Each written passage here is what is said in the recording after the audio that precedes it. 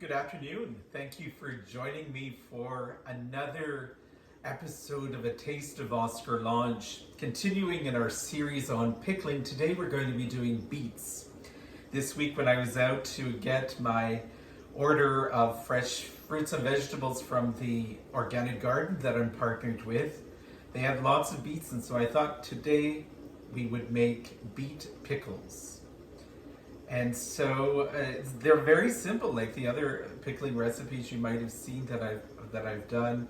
They're very simple to make. First of all, you put them on to boil on the stove. You probably hear them boiling behind me on the stove. I have them in 2 pots. That's 10 pounds into 2 pots with some water. And you're going to cook them very similarly to cooking a potato. Add a bit of salt. And my mother says you should also put a knob of butter in each one as well to keep them from boiling over. So you're going to boil them for about 30 to 40 minutes. Then you're going to take them off, put them in the sink in a colander, put cold water on them, and just take the skins off with your hands. They'll be that simple. So you'll know they're done when you can stick a fork through them, just like cooking a potato.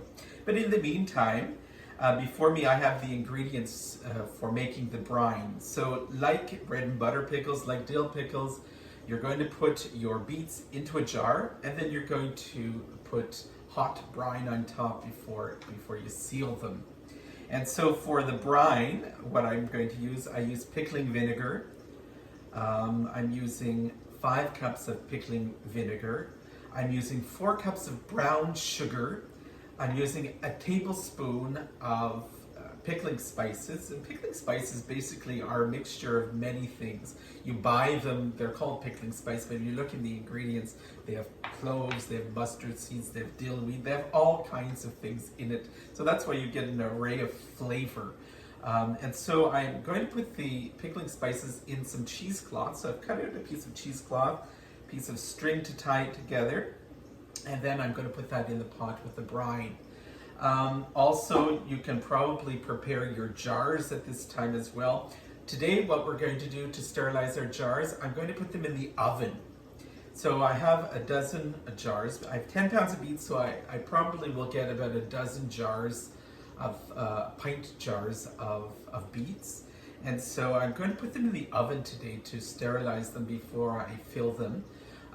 You can do that by putting them in the oven at 270 for about 20 minutes before you take them out. And so the beep that you might have just heard a few minutes ago was my oven telling me that it's hot enough to put them in at this point.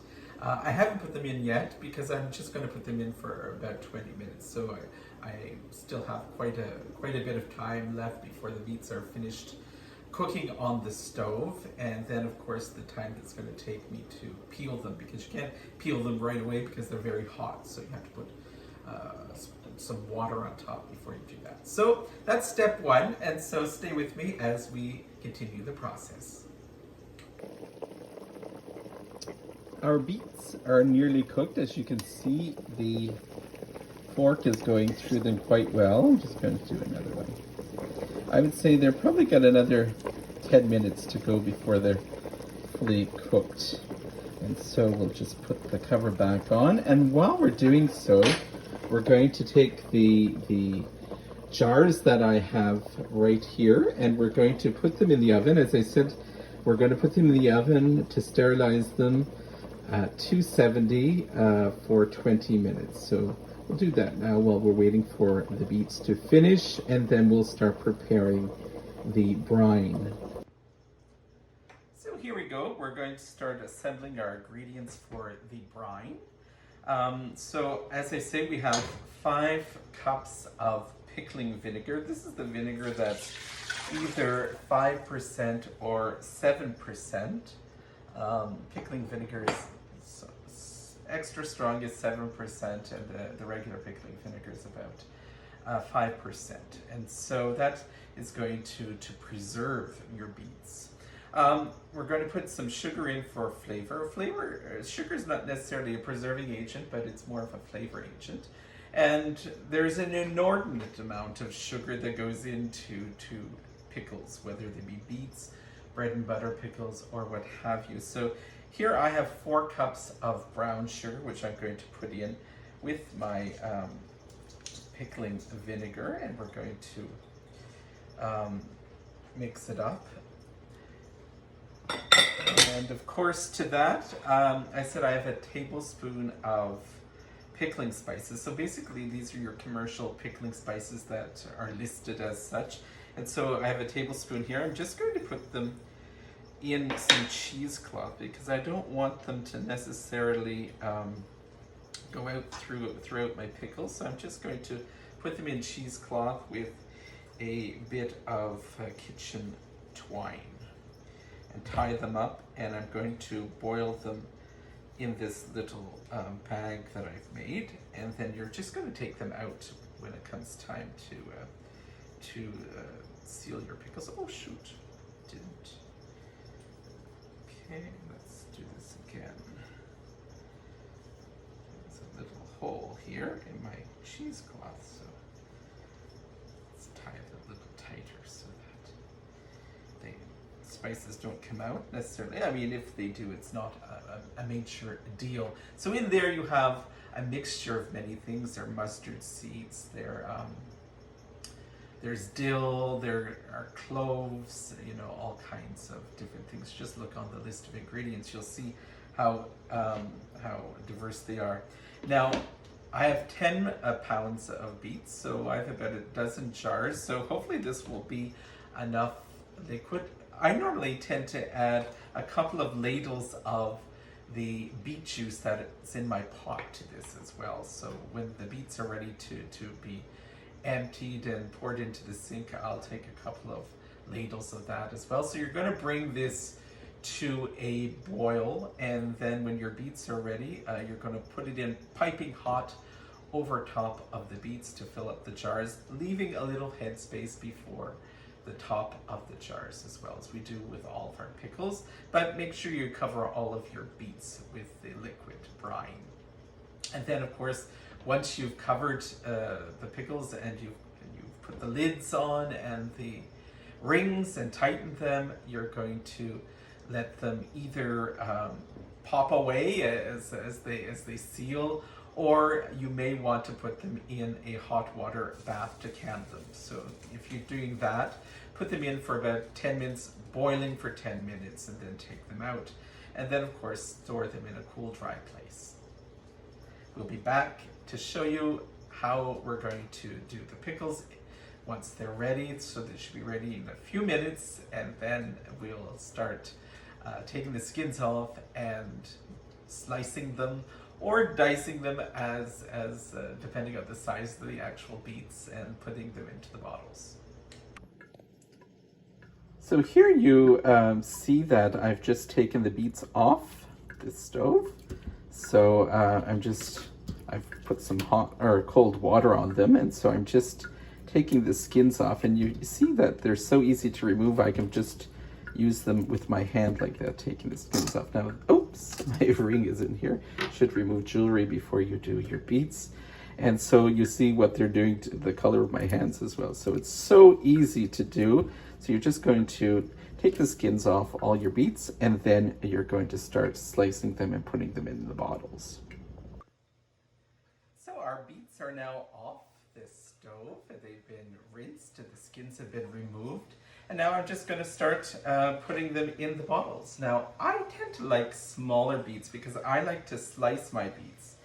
Some people will dice them, and that's fine too. It's not it's kind of a presentation thing. So for me, when I'm serving them, I like to have them nice and round little slices, and that's how I put them in the bottles. But some people, as I say, in salads, like to have them diced, and that's why I like to use wide-mouthed bottles when I'm doing beets, because sometimes the beets, depending on the size of them, can be a little large, and so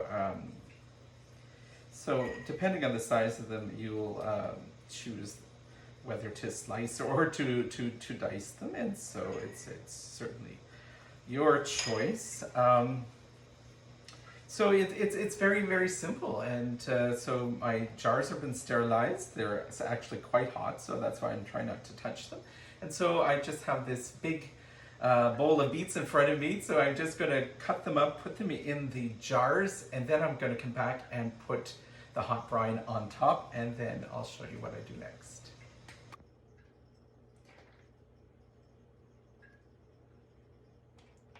And so I seem to have wildly underestimated the number of bottles that I'm going to need. I have quite a few beets left. And so I'm going to start with these. I'm going to fill them with the hot brine before it cools. And then I'm going to take care of the rest of the beets. So basically I use a measuring cup like this and my little funnel, which helps you to get the beets and the liquid in without getting the rims dirty. So basically you're going to take the liquid and you're going to fill up the jars, covering to the tops of the beets, and so you're going to do that with all of them. Then you're going to seal them and then put the covers on. So basically it's the same process if you saw the video that I used for doing the bread and butter pickles. So you just take one of your lids that you had in hot water, and then you're just going to put them onto the top of the jar, twist, and then seal. And so basically you're going to do that for all of these, and then we'll come back with the final product. And so I ended up I prepared 12 bottles of pint jars, 500 milliliters, and I actually got 17 out of 10 pounds of beets. So of course I had to go and sterilize more jars and lids, and of course make more of the brine. So you just never know when you're working with pickles. I guess it depends on the size of your beets and your cucumbers as well. So you never really are 100% certain how many jars you're going to need, how much brine you're going to need. So basically, if you have to make more brine, just look to see how much you're going to need and add the ingredients in proportion to what you need, keeping the ratios between the vinegar and the sugar and other things. So this is making beets. As you can see, my hands are quite purple right now. That color should come off sometime soon, probably throughout the next day if I keep scrubbing at it. But careful, that's why I always wear something dark when you're making beet pickles, because it could splatter all over you, or you never know. And stains are very, very difficult to get out when you're dealing with beets or blueberries or something of that nature. So thank you for joining me for making beet pickles. And so I'm going to put the recipe up with the video. So thank you for joining me.